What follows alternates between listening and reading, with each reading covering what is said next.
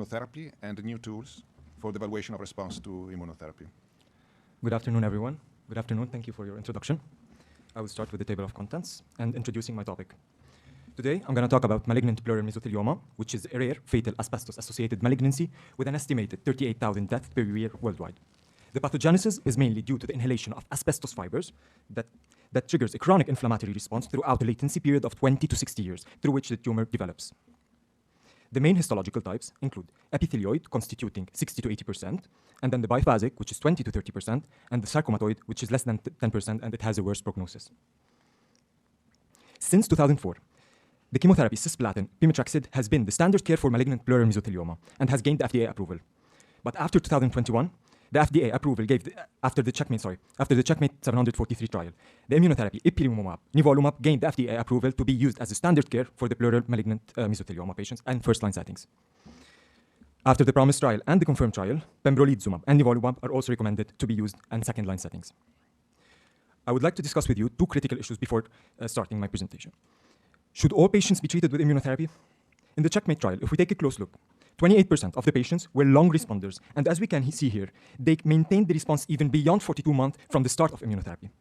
But on the other hand, 18% of the patients, as we can see here, they had disease progression as a best response, and they were fast progressors, primary refractory to immunotherapy. So we need to select our patients before starting immunotherapy. Another critical issue is that with immunotherapy, we might have a response, or we might also have a progression. But let's look together here. Here we have an increase in the mass of the tumor, but it's actually not due to the increase in the number of cancer cells, it's due to the increase in the number of lymphocytes and macrophages. With radiological evaluation, this is a state of progression, but this is actually not true. This is a state of pseudoprogression, and the patient might actually respond to our immunotherapy. So we need new tools to evaluate the immunotherapy response benefit in order to differentiate between completely different situations, a progression state and a pseudoprogression state. If we take a closer look at what's actually happening at the tumor microenvironment, in general, the immune system, it plays a crucial role in preserving an equilibrium between the tumor development and the immune recognition, thanks to a process called immunoediting. We have the major players are the macrophages, and we have two different phenotypes. On this side, we have the M1 phenotype, and we have the M2 phenotype. The M1 phenotype is the one that activates immune cells in order to release inflammatory cytokines to stimulate the immune system, helping to destroy the cancer cells. The other phenotype, M2 phenotype, it is what the tumor uses in order to exploit our own physiological system to release cytokines to suppress the immune system, helping the tumor to escape the immune surveillance and leading to disease progression and eventually metastasis. Particularly, several studies have shown that we have an increase in interleukin-1, interleukin-6, TNF-alpha, interferon gamma, CCL5, CCL2, CXCL8, and CXCL10 in the tumor microenvironment of mesothelioma patients. Our study design was monocentric and observational, and the study population were mesothelioma patients treated with immunotherapy. The study aim was to identify the immune phenotypes from peripheral blood samples of the patients with mesothelioma before they started the immunotherapy and during the treatment with immunotherapy. And we tried to correlate these phenotypes with the radiological response. Overall, plasma samples were collected from our patients at different timings during their immunotherapy cycles. So as we can see here, at T0, prior to therapy, at T1, after 1 month, after 2 to 3 months, after 6 months, and post 6 months. Also, the clinical response was radiologically evaluated at the baseline and every 3 months, as we can see here. In order to dose the level of the inflammatory cytokines, we used the ELA, which is ELISA next generation technique that is very sensitive even to the smallest amounts of circulating cytokines in the peripheral blood. And we were able, using ELA, to translate this information into clinical response data that were classified according to REACH 1.1 criteria.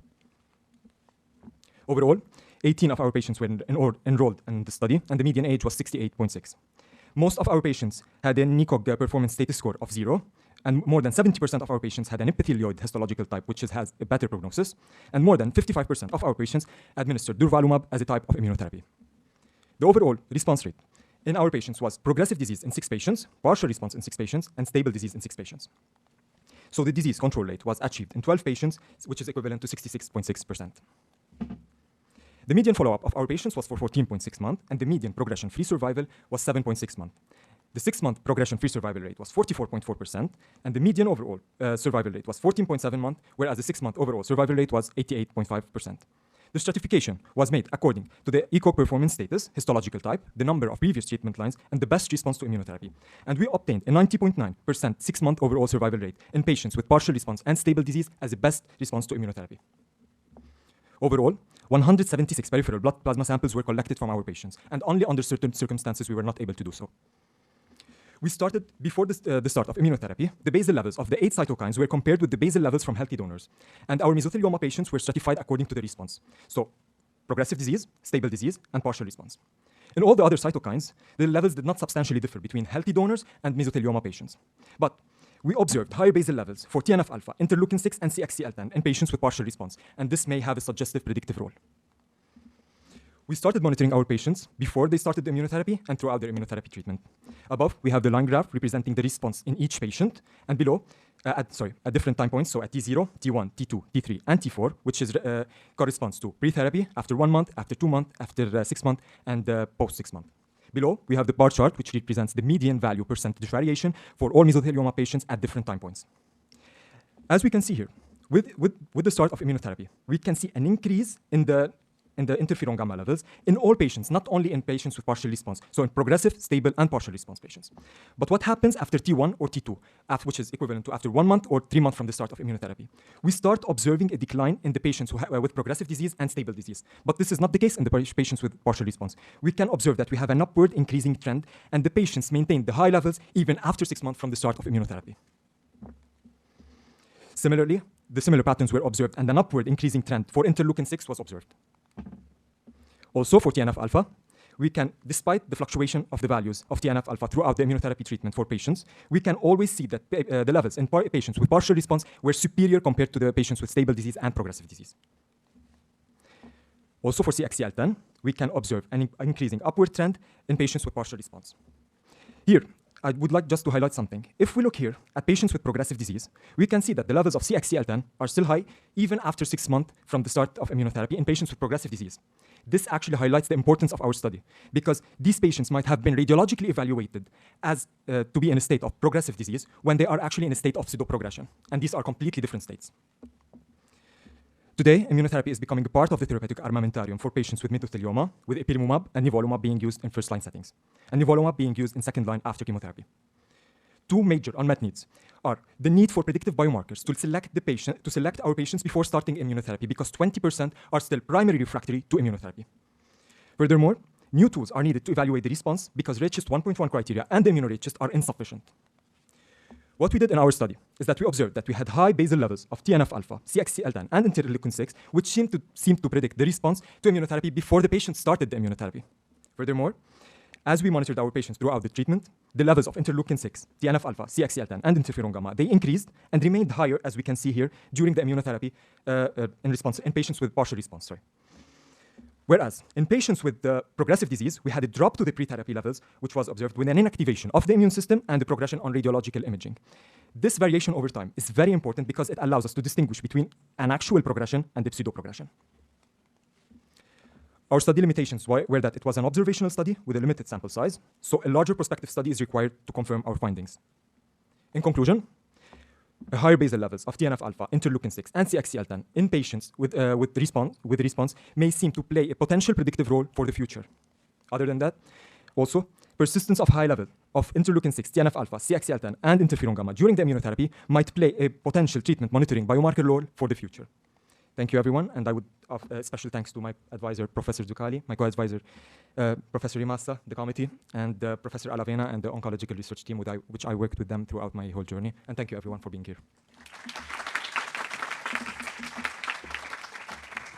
Thank you, Hebbo. Are there questions? Lorenzo? Thank you. Congratulations for your work and for your presentations. Thank you. I have a question about the last slides. So do you have an explanation from an immunological point of view on why some specific cytokines levels are increasing in patients with mesothelioma who respond to immunotherapy? Of course. I'll use my slides to at least to have a visual aid in order to explain more. I'm sorry if it's possible. Okay.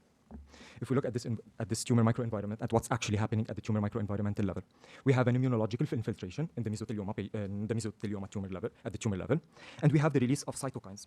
In case of M1 prevalence, when we have a response to immunotherapy, we have an increase in the inflammatory cytokines which are released, and these are responsible for the destruction of cells. Whereas in patients who have progression, we have the M2 phenotype. I let the tumor win over my body. And this is what actually, so we went and monitored, since several studies have shown that we have an increase in the number of interleukins released by different immune cells, we went and looked and we tried to study. So by the use of non-invasive strategies such as peripheral blood sampling, we were able to try to parallel what's actually happening at the tumor microenvironment. Because in this way, we can know how the patient will respond, potentially, later on. Thank you. Thank you. Okay, thank you very much. Thank you, everyone.